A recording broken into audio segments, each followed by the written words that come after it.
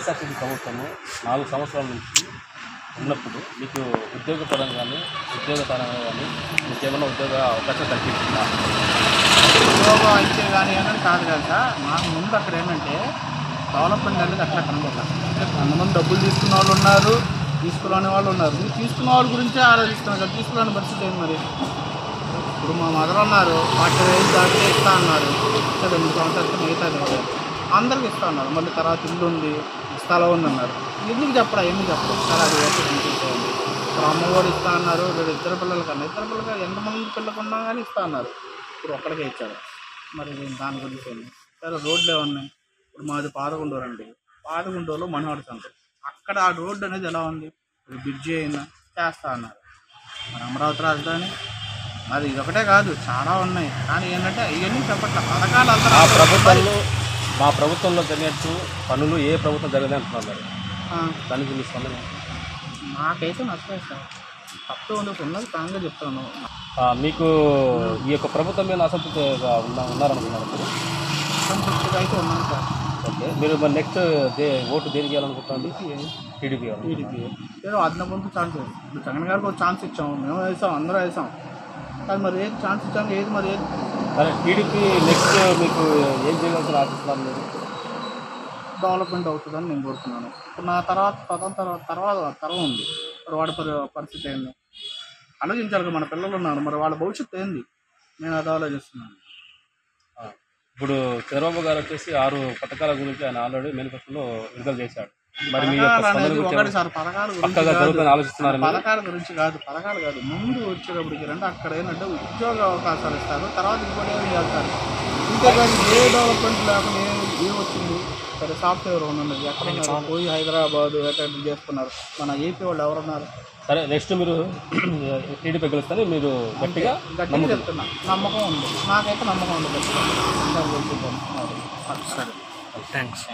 మీరు ఇప్పటి వరకు మీకు చేసిన ఈ యొక్క ప్రభుత్వ సహాయంలో మీకు ఏమన్నా ముఖ్యమంత్రి ఇంకా ప్రభుత్వం మీకు ఏ విధంగా సహాయం పొందారు?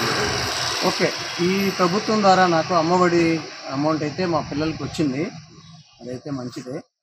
కాకపోతే ఏంటంటే వీళ్ళ పరిపాలన అయితే 4 సంవత్సరాల మీద అంత అభివృద్ధి అయితే కనపడలా వీళ్ళ దగ్గర. ఈ ప్రభుత్వంలో నాకు బెనిఫిట్స్ అయితే వస్తున్నాయి, కానీ రాష్ట్రాన్ని ఎలా ముందుకు తీసుకెళ్ళాలి, ప్రాజెక్టులు కానీ ప్లస్ అదేవిధంగా ఫ్యాక్టరీలు కానీ అవి లేవు. ఈ ప్రభుత్వం ద్వారా ఈ 4 ఇయర్స్ మీద ఉద్యోగ అవకాశాలు అనేది కనిపించాల. ఏమైతే స్కీమ్స్ ద్వారా అదేవిధంగా అమ్మఒడిని ఆవడిని ఇవన్నీ ఇస్తున్నారు కాదంటల్లా, కానీ ఉద్యోగ అవకాశాలన్నీ తక్కువగా ఉన్నాయి. మరి మేము ఇండస్ట్రీ అన్నీ మొత్తం వల్ల మా ప్రభుత్వంలో దండికి వచ్చాయని చెప్పి అమ్మఒడికి సంబంధించి నాడు నేడు అని పనులకు సంబంధించి కూడా మాకు అభివృద్ధి చెందింది చెప్పి అంటున్నారు. ఓకే, అభివృద్ధి అయితే చెందింది, కానీ కొంతమంది లబ్ధి పొందుతున్నారు.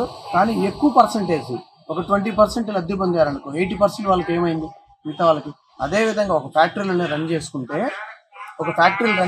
ఎక్కువగా అవకాశాలు ఉంటాయి. గవర్నమెంట్ కూడా అభివృద్ధి చెందడానికి దోహదపడుతుంది. మీరైతే ప్రభుత్వం బాగానే ఉంది అంటున్నారు. బాగానే ఉంది, కాకపోతే ఏంటంటే అవకాశాలు తక్కువ ఉన్నాయి. సరే, నెక్స్ట్ ఒకవేళ మీరు ఏ పార్టీకి మీరు ఓటు వేయాలనుకుంటున్నారు? నెక్స్ట్ నేను టీడీపీకి వేద్దాం అనుకుంటున్నాను సార్.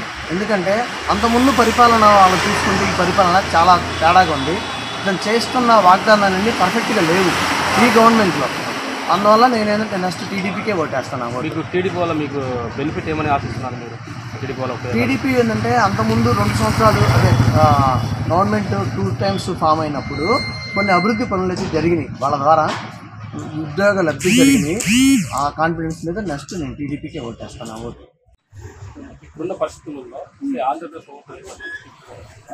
ఎందుకంటే ఇప్పుడున్న ప్రభుత్వంలో మీకు ఆటోమొబైల్ సంబంధించి కానీ మీకున్న ఈ చిన్న పరిశ్రమల గురించి కానీ మీ యొక్క బతుకు ఎలా జీవితం కొనసాగుతున్నదని నమస్తే అండి. ఒక ఆటోమొబైల్ రంగం అనే కాదండి, ప్రతి ఒక్కటి కూడా ఈ ఉన్న ప్రభుత్వంలో ఏది కూడా సంక్షేమాల దగ్గర నుంచి చేతి పనుల దగ్గర నుంచి ఏ ఒక్కటి కూడా సరిగ్గా లేదు సార్. ప్రభుత్వం అనే కాదు, అసలు వ్యవస్థ సరిగ్గా లేదు. దీన్ని బట్టి ఏంటంటే మీకు ఇప్పుడున్న ఈ ఆటోమొబైల్ సంబంధించి రేట్లు ఏమన్నా పెరిగాయా తగ్గాయా? రేట్లు నానాటికి పెరగడమే కానీ తగ్గడం అనేది ఏమి లేదు కదా సార్.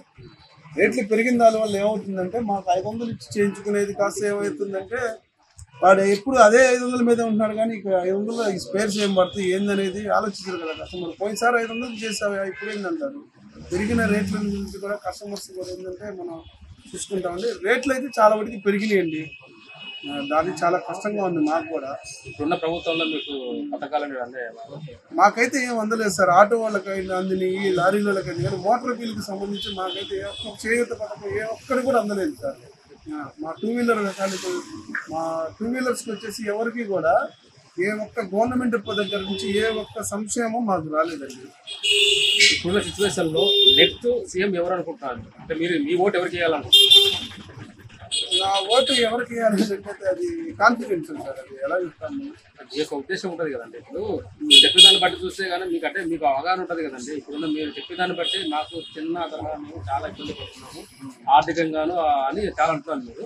అలాంటప్పుడు మీకు కొన్ని ఉంటాయిగా, నెక్స్ట్ వాళ్ళ వ్యక్తి వస్తే మాకు రాష్ట్రం బాగుపడుతుంది, మాకు బాగుంటుంది, మేము బాగుంటుంది. జనసేన వస్తే బాగుంటుంది అనేది ఒక ఒపీనియన్ సార్. జనసేన టీడీపీ ఒక రెండు ఏకం కాబట్టి అంటే మీరు టీడీపీ జనసేన రెండు రావాలని కోరుకుంటున్నారు. ఇప్పుడు ఈ ఆంధ్రప్రదేశ్లో ఈ ప్రభుత్వ విధానాలు ఏ విధంగా మీకు ఏ విధంగా ఉన్నాయి? అంటే ప్రభుత్వ పథకాలు అందుతున్నాయా? మీరు అంటే ఏ విధంగా మీరు ఇప్పుడు ఈ విధంగా మాట్లాడాలనుకుంటున్నారు? మనకి రాష్ట్రానికి రాజధాని లేదుగా. ఓకే, రాష్ట్రానికి కర్నూలు అంటున్నారు, వైజాగ్ అంటున్నారు, అమరావతి ఏదో తెలియదు కదా. తెలిస్తే మనకు బాగుంటుంది కదా. మాకు ఉపాధి లేదు. రాజధాని ఇక్కడ ఉందనుకో, మేము ఆటో డ్రైవర్, మాకు గుంటూరు, విజయవాడ బాడీలు అనేది వస్తాయి. ఏమీ లేవుగా. డీజిల్ 100 రూపాయలు. వాహన మిత్రాలు లాంటివి ఏమి లేదు సార్. వాహన మిత్ర అనేది అసలు అంతా డూబు. 100 మందిలో 10 మందికి ఇచ్చారు, 90 మందికి అమ్మఒడి లేదు, నాన్నబడి లేదు, ఏం లేదు. అదేమి డాబ్ మాట్లాడు. మరి ఇప్పుడు డీజిల్ అంటే మొన్నటి దాకా కూడా ఎక్కువ పెరిగిన కరోనా టైం అయిపోయిన తర్వాత మళ్ళీ తగ్గించారు కదా, దాని గురించి మీరే మాట్లాడారు. తగ్గించేది ఏముంది సార్, 100 రూపాయలు సార్ లీటరు. అది కిరాయిలన్నీ 2018లో 1200 ఇచ్చారు, ఇవ్వడానికి ఇప్పుడు 1200 ఇస్తున్నారు. అన్నీ పెంచేసారు. మాకు బాడీలు బాగా. నెక్స్ట్ మీరు ఎవరికి ఓటు వేయాలనుకుంటున్నారు? జనసేన పక్కా 2024లో పవన్ కళ్యాణ్ గారు ముఖ్యమంత్రి. అంతే ఇంకా టీడీపీ జనసేన రెండు కలిసి మీరు ముఖ్యమంత్రి కావాలనుకుంటున్నారు. ఆంధ్రప్రదేశ్లో మా యొక్క వైఎస్ఆర్సీపీ యొక్క ప్రభుత్వం ఎలా ఉందండి? మీ యొక్క స్పందన ప్రస్తుతానికి బాగానే ఉంది. ఆటో వాళ్ళకి ఏంటంటే ఇబ్బంది అంటే సర్వీస్ ఉండట్ల. ముందు నేను డీజిల్ రేట్లు ఎక్కువైపోయింది. ఆ డీజిల్ రేట్ వల్ల జనాలు కూడా కూరగాయల రేట్లు పెరగడం వల్ల రేట్లు మరీ ఇబ్బంది పడుతున్నారు. అర్థం చెప్పండి, ఎవరికి పన్నులు లేవు. నేను ప్రధానికి ఛార్జీల రేట్లు పెంచేసేవాళ్ళు. ఆటో రేట్లు కట్టాలన్నా ఆలోచిస్తున్నారు. బయటకి ఆటో వాళ్ళు ఎక్కువ తిరగాలన్నా భయపడుతున్నారు. ఏంటంటే డీజిల్ ఇదివరకు అయితే బాగుంది, ఎక్కి దిగిన కనపడే వాళ్ళు. ఇప్పుడు ప్రస్తుతానికి మాత్రం డీజిల్ రేట్ పెరగాలి. కొట్టేయాలంటే లీటర్ 100 రూపాయలు డీజిల్కి లీటర్ కూడా రాట్లా, 130 కిలోమీటర్లు కూడా రాట్లా. అంత ఇబ్బంది అయిపోతుంది. అది కాక ఎక్కడికి వెళ్ళినా సర్వీస్ ఉండట్లేదు. నేను ఇప్పుడు ఆటోలు ఎక్కువ అయిపోయినాయి. నేను అది ఆటో ఎక్కాలన్నా పెట్టాలన్నా ఆలోచిస్తున్నారు. ట్యాక్సీ తగ్గించాలని చెప్పి అంటున్నారు, మరి నిజమేనా? అది అంటారు తగ్గించు, అది ఎలక్షన్ వచ్చినంత వరకు చెప్తారు.